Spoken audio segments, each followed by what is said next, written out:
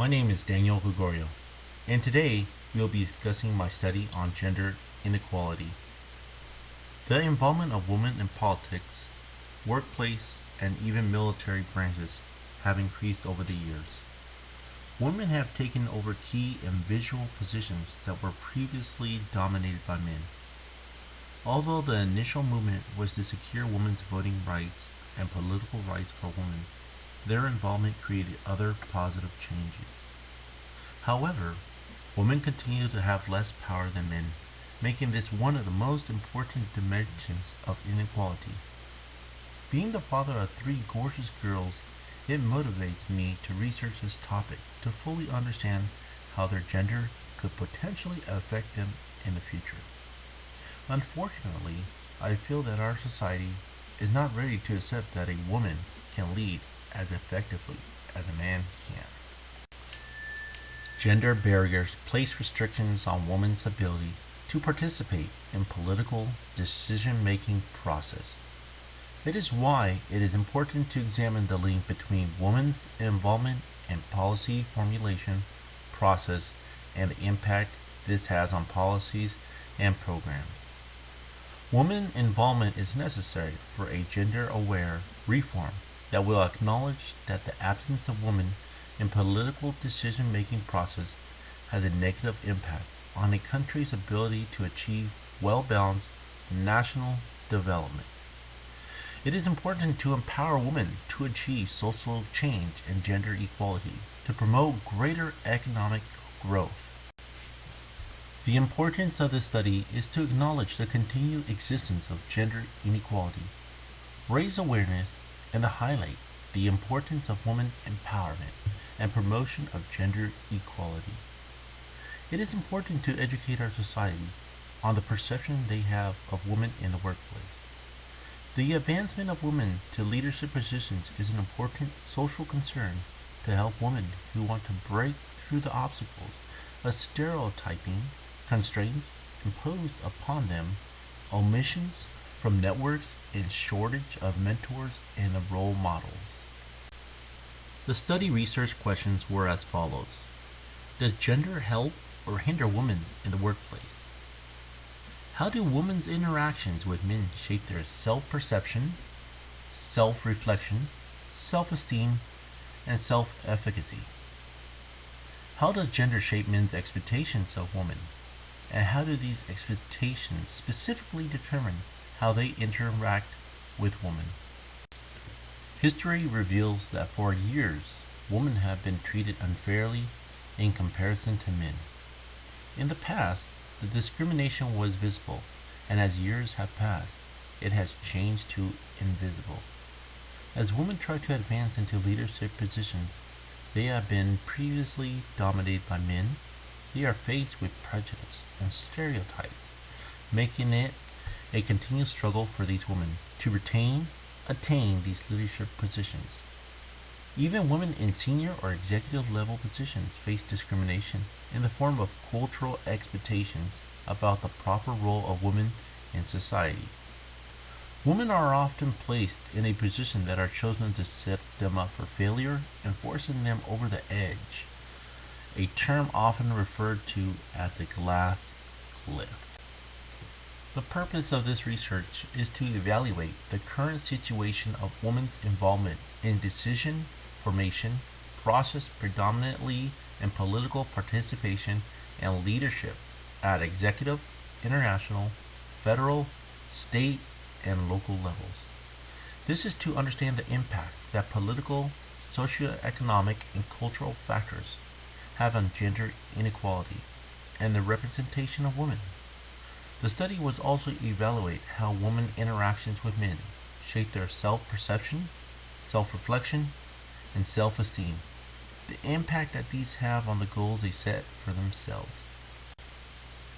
The goal of the study was to investigate its socio-economic and cultural factors have an impact on the perception men and women have of each other, how the interaction impacts the advancement of women in the workplace. The study employed both a qualitative and quantitative approach. The qualitative method was used to openly discuss subjects perceptions of the gender roles and to analyze the impact of gender inequalities. A descriptive survey design was used to test the views, opinions, and beliefs of the sample group. Open-ended questions were used to help draw out responses from the subjects, which allowed them to share individual experiences that were meaningful for the study. Probing was also be used to validate information and collect accurate data for interviewees.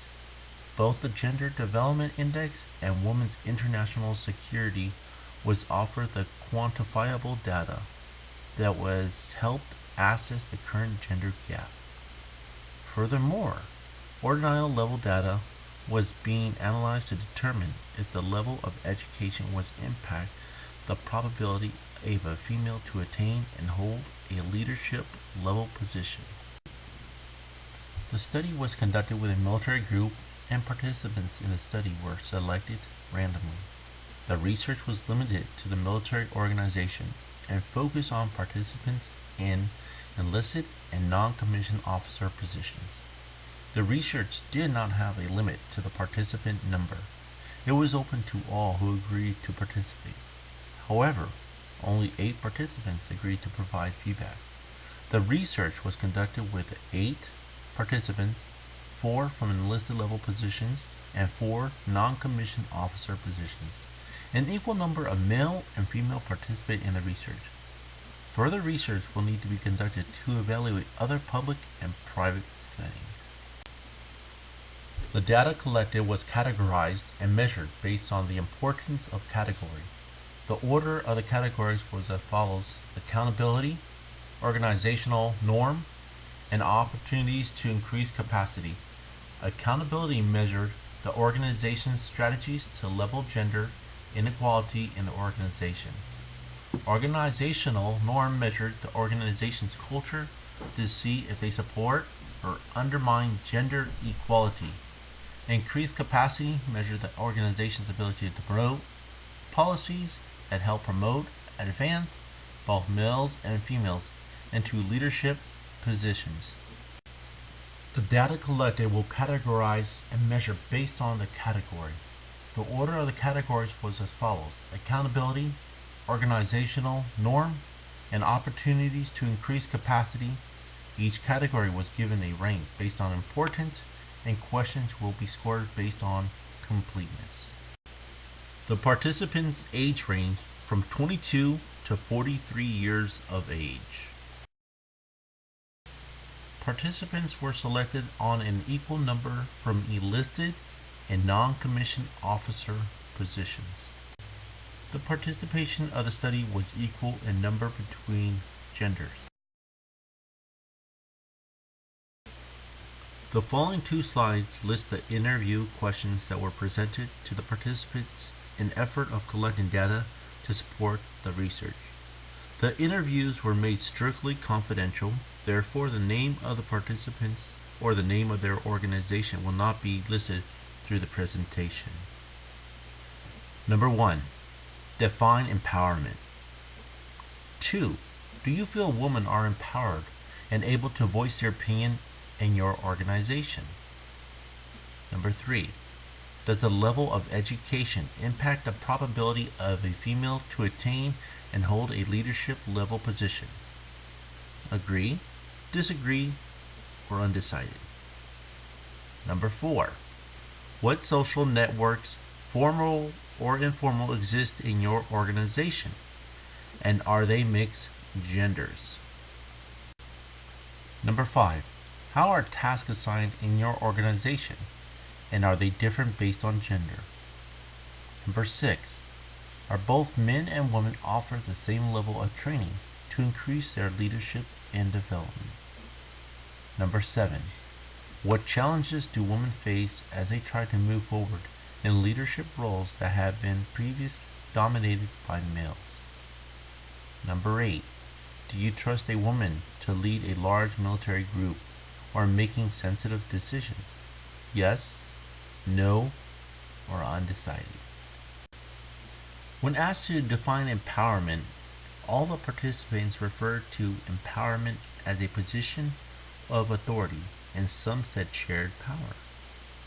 Merriam-Webster Dictionary defines empowerment as the act or action of empowering someone or something, the granting of power, right, or authority to perform various acts or duties. The questions asked were grouped in three categories: accountability, organizational norm, and increased capacity. Accountability measured the organization's strategies to level gender inequality in the organization. 12 questions out of 16 asked were answered with a yes response, indicating that the organization has created programs to allow women to feel empowered and voice their opinions. Organizational norms measure the organization culture to see if they support or undermine gender inequality. 9 questions out of 16 were asked with a yes response, indicating that the organization has created an organization norm culture to support gender equality. Although the organization has attempted to promote gender equality, the organizational culture indicates that they have not achieved gender equality among the groups. The organization has created social networks that are formal and informal, but most are not mixed genders. Therefore, women are still segregated in some areas within the organization. The participants were asked if they trusted a woman to lead a large group in making sensitive decisions. The majority of the participants responded that they trusted women to lead a large group, but they did not trust a woman to protect them or lead them into battle. One of the participants indicated that women do not have the physical nor the mental strength to carry their buddy into safety while being shot at. The role congruity theory explains that women will experience prejudice in leadership roles. However, the prejudice or stereotypes are more geared toward women who fail to display agency in leadership roles. In other words, women who do not display agentic behaviors are still seen as lacking certain attributes that come natural to men, such as strength, dominance, assertiveness, and decisiveness. The Human Development Index indicates that from 1995 to 2017, the gender inequality has decreased. Even a country like Afghanistan has seen a decrease in gender inequality. There is neither Jew nor Gentile, neither slave nor free, nor is there male and female, for you are all in one is Christ Jesus. If you belong to Christ, then you are Abraham's seed, and heirs according to the promise. Galatians 3:28 through 29. God has offered salvation to both men and women equally. In his eyes, both men and women have equal worth, and as so, they should be treated equally, and not viewed as one above the other. The goal of the study was to investigate its social, economic, and cultural factors have an impact on the perception men and women have of each other, how that interaction impacts the advancement of women in the workplace. Although the majority of the U.S. population in our country grows us believing that when we grow up, we could be whatever we put our mind to, but it does not always turn out in that manner. The United States Army shares the same thought. Be all you can be. However, it appears that we are not prepared to move in that direction. Although the military has created programs and policies that promote women's advancement into leadership, they are still being held back when they are assigned lighter or less dangerous tasks of those of a man. This indicates that social, economic, and cultural factors still have an impact of the perception men have on women in leadership positions. When participants were asked if they trusted a woman to lead a large group, 75% of the participants indicated that they did not. One participant indicated that women did not have the physical or mental strength to protect a fellow soldier while being in a hostile environment. This indicates that women are still perceived as weak when compared to a male who also, one of the participants indicated that women will continue to face challenges in the workplace because they need to withhold to the standards that were set forth them and hit the mark that men have left for them to meet. Again, women are seen as an inferior when compared to a man, and only until they prove that they have met the standards of a man will they be seen as equal. Just as the role congruity theory explains, that women will experience prejudice in leadership roles. However, the prejudice or stereotypes are more geared toward women who fail to display agency in leadership roles. In other words, women who do not display agentic behaviors are still seen as lacking certain attributes that come natural to men, such as strength, dominance, assertiveness, and decisiveness.